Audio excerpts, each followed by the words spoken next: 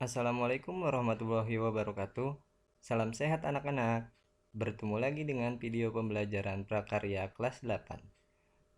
Tetap semangat ya, meskipun belajar dari rumah. Perkenalkan, saya Sahrul Mubarok dan kali ini kita akan belajar tentang kerajinan dari bahan lunak. Sebelum kita membahas lebih jauh, kita pahami dulu, apa sih kerajinan bahan lunak itu? Kerajinan bahan lunak merupakan produk kerajinan yang menggunakan bahan dasar yang bersifat lunak. Lunak di sini maksudnya yaitu lentur, lembut, empuk, dan mudah dibentuk. Berdasarkan bahannya, kerajinan bahan lunak dibagi menjadi dua jenis. Yang pertama kerajinan bahan lunak alam dan kerajinan bahan lunak buatan. Bahan lunak alam adalah bahan lunak untuk karya kerajinan yang diperoleh dari alam sekitar, dan cara pengolahannya juga secara alami, tidak dicampur maupun dikombinasi dengan bahan buatan. Contohnya yaitu tanah liat, kulit, getah nyatu, bubur tisu, dan floor clay. Sedangkan bahan lunak buatan yaitu bahan untuk karya kerajinan yang diolah dan dicampur dengan zat kimia tertentu sehingga menjadi lunak, lembut, empuk, dan mudah dibentuk. Beragam karya kerajinan dari bahan lunak buatan dapat dibuat berdasarkan bahan yang digunakan. Contohnya yaitu polimer clay, gips, fiberglass, lilin, sabun, dan parafin. Oke, kita akan membahas lebih jauh tentang kerajinan bahan lunak alam. Yang pertama ada tanah liat. Pasti kalian sudah tahu kan tanah liat? Tanah liat memiliki warna yang beragam, tetapi semuanya merupakan warna natural tanah, yaitu warna coklat. Ada yang berwarna coklat muda, coklat keabu-abuan, serta coklat keputihan. Tanah liat mudah hancur jika tidak melalui proses pembakaran. Jika dibakar, jenis kerajinan ini disebut dengan keramik. Campuran tanah liat adalah air untuk memudahkan dalam proses pembentukan. Yang kedua, ada kulit. Kulit berasal dari kulit hewan yang sudah tersamak sehingga mudah dibentuk.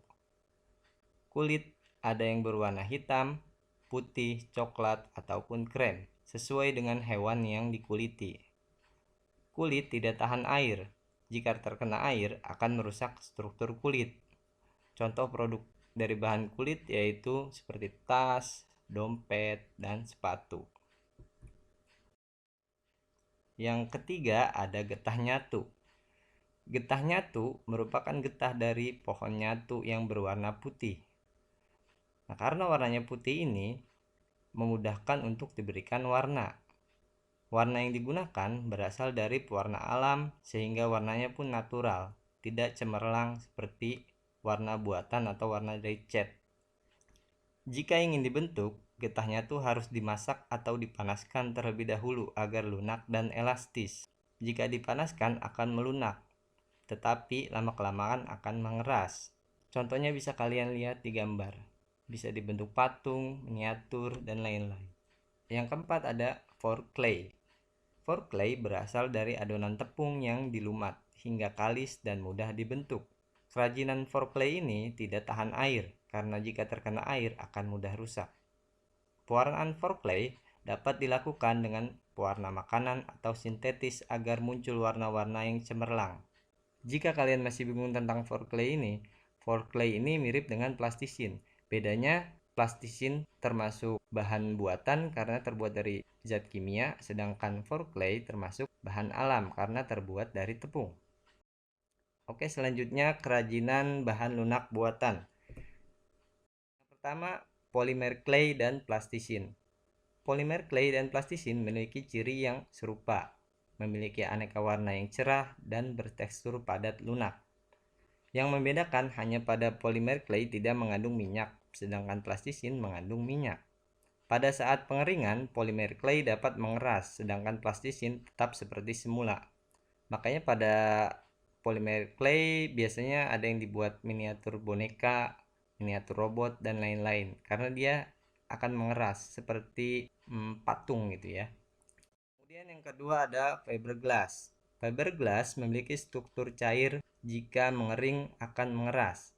Fiberglass juga dapat dibentuk ketika setengah mengeras. Kerajinan fiberglass dibuat dengan cara dicetak atau dicor. Campuran fiberglass adalah katalis. Katalis inilah yang membuat fiberglass dapat cepat mengeras. Fiberglass tahan lama dan kuat, wujudnya bening seperti kaca, sehingga dapat dibentuk kerajinan yang menyerupai air. Contohnya mungkin kalian sering temui di gantungan kunci yang dalamnya ada hewan atau bunga. Bahan lunak buatan yang ketiga yaitu lilin dan parafin. Lilin dan parafin berbentuk padat, namun jika dipanaskan akan mencair. Pengolahan kerajinan dengan bahan lilin dan parafin dilakukan dengan cara dicetak dan dicor. Pewarnaan dilakukan saat lilin mencair.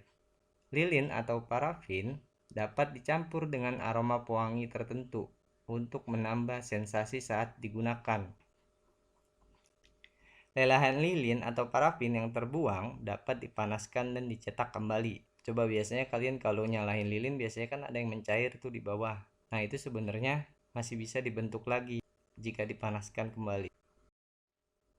Yang keempat ada gips atau biasanya orang menyebutnya gipsum.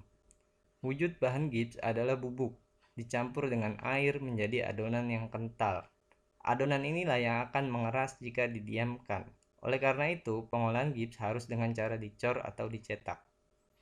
Pewarnaan gips biasanya setelah produk jadi. Gips mudah pecah sehingga harus berhati-hati saat berkarya dengan bahan ini.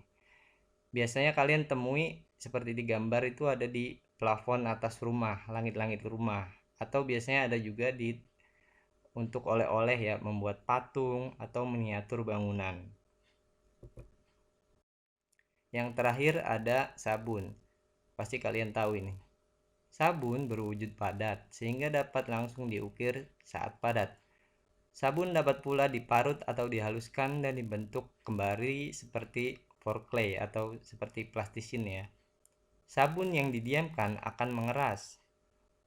Pewarnaan sabun dilakukan dengan mempertahankan warna asli sabun atau bisa juga ditambah biang warna saat sabun dibuat adonan. Untuk pertemuan kali ini saya rasa cukup. Terima kasih. Silahkan mengerjakan tugas pada link Google Form yang telah di-share oleh wali kelas ya. Terima kasih. Wassalamualaikum warahmatullahi wabarakatuh.